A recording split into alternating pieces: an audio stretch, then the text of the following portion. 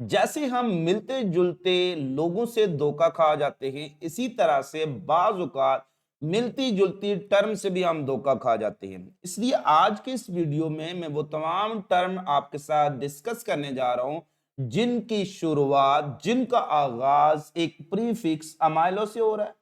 तो we are discussing about those term that start with prefix amylo. याद रखना कि ये जो टर्म अमाइलो है, इसका ज्यादातर ताल्लुक किससे बनता है? वो स्टार्च से बनता है। यानी ये टर्म अगर किसी के शुरू में आ गई तो उसका ताल्लुक स्टार्च से मस्ट बनेगा। जैसा कि स्टार्च की दो टाइप्स हैं, एक है अमाइलोपेक्टिन और दूसरी है अमाइलोज। तो ये दोनों टाइप्स के शुरू में क्या वर्ड आया? अमाइलो वर्ड यूज हो रहा है। तो अमाइलोपेक्टिन वो स्टार्च होती है, पेक्टिन का मतलब होता है ब्रांच्ड, ये वो स्टार्च होती है जो कि हाईली ब्रांच्ड होती है। बिकॉज ऑफ एक्सटेंसिव ब्रांचिंग इसमें सॉल्युबिलिटी इन वाटर का तस्वर ही नहीं किया जा सकता है। तो it is totally insoluble in water, चाहे वो हॉट वाटर है या कोल्ड वाटर है। लेकिन अगर हम बात करें अमाइलोज की, तो ये वो स्टार्च होती है जो कि अनब्रांच्ड होती है, आ लीनियर पॉलीमर होता है ये। और ये अनब्रांच जो स्टार्च होती है ये सॉल्युबल हो जाती है हॉट वाटर में, सॉल्युबल इन हॉट वाटर, गर्म पानी में। जैसे मैं आपको डेली लाइफ में इसकी एग्जांपल बताऊंगा। आप सब में से किसी का इत्तेफाक जरूर हुआ होगा कपड़ों को माया लगाने का। तो वो क्या होती है? स्टार्च हम उसको लगा रहे होते हैं और माया कभी भी ठंडे पानी में वो डिजॉल्व नहीं होती है। एक और एग्जांपल आपको डेली लाइफ से देता हूं। आपने कभी चावल को बॉयल किया होगा, जितने भी राइस हैं जब आप बॉयल करते हैं पानी में डालते हैं, तो जब पानी में डालेंगे उनको तो गर्म करने पर उनमें से व्हाइट व्हाइट किस्म का एक सोल्यूशन बन जाता है।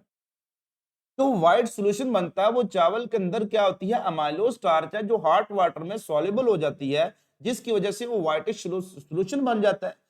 तो ये वो स्टार्च होती है जो कि अनब्रांच्ड होती है, लीनियर पॉलीमर होती है ग्लूकोज की, और ये सॉल्युबल हॉट वाटर में, कोल्ड वाटर में नहीं होती है और बहुत कम सॉल्युबल होती है।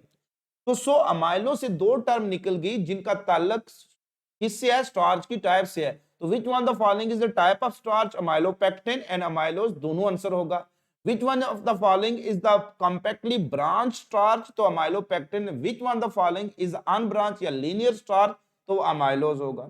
अब हमने वो चावल खाए तो कुछ जो चावल आप देखें उसी तरह से वो लंबे लंबे डिजॉल्व होकर और वो तकरीबन जिसको हम कहते हैं पक कर वो उसी तरह से लंबे हो जाते हैं। वो एक्चुअली वो स्टार्च होती है जो अमाइलोपेक्टिन फॉर्म में होती है।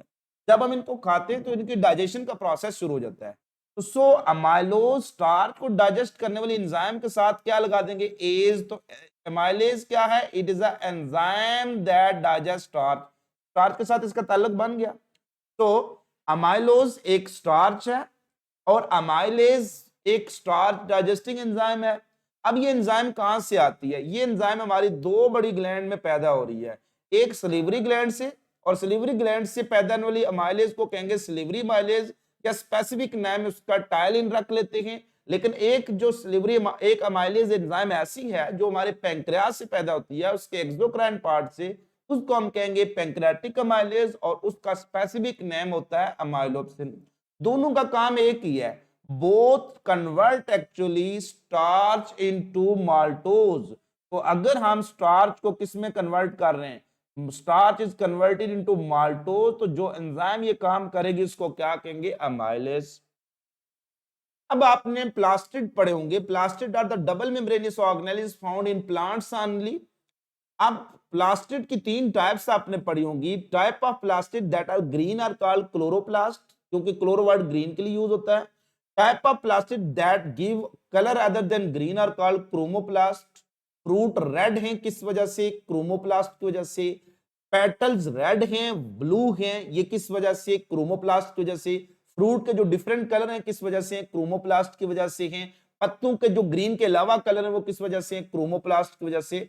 तो जो क्रोमोप्लास्ट हैं ये कलर देते हैं, और एक प्लास्टिड वो होते हैं जो कि कलरलेस होते हैं। तो ल्यूको वर्ड हमेशा यूज होता है कलरलेस के लिए। तो कलरलेस प्लास्टिड को क्या कहेंगे? ल्यूकोप्लास्ट। तो सो प्लास्टिड का काम क्या होता है? स्टोर करना फूड को। तो वो जो प्लास्टिड जो ग्रीन है वो फोटोसिंथेसिस करते हैं जैसे क्लोरोप्लास्ट। वो प्लास्टिड जो कलरफुल हैं वो क्रोमोप्लास्ट पोलिनेशन में हेल्प करते हैं, और वो प्लास्टिड जो कलरलेस हैं उनको ल्यूकोप्लास्ट करते हैं, वो खुराक स्टोर करते हैं।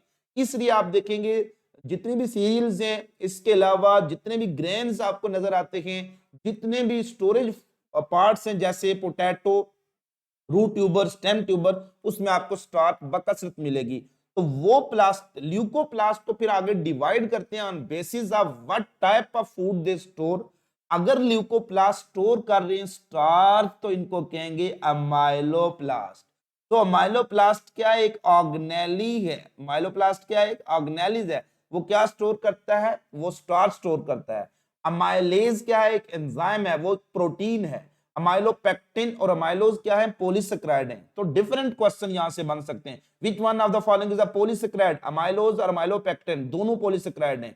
Which one the following is the branch polysaccharide? Amylopectin. Which one the following is the linear polysaccharide? Amylose. Which one the following is the polymer of amino acid? Amylase. चूंकि वो enzyme है, enzyme क्या होती है? Protein होती है। Which one the following is the organelle? Amyloplast. Which one the following term is related with starch? तो सारी टर्म स्टार्च के साथ क्या है? रिलेटेड है।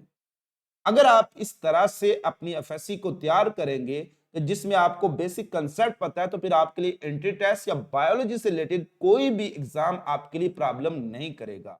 इसलिए मेरी आपसे रिक्वेस्ट यही है कि बायोलॉजी को इस तरह से पढ़ें कि कंसेप्ट आपके क्लियर हो जाए, आप खुद किसी चीज को डिफाइन करने के काबिल हों। अगर आपको ये वीडियो पसंद आई है तो अपने स्टूडेंट्स जो दूसरे आपके साथ हैं उनके साथ जरूर शेयर करें। इल्म जो आप स्प्रेड करेंगे इससे आपका फायदा भी होगा और जिसको आप भेज रहे हैं उसका भी फायदा होगा।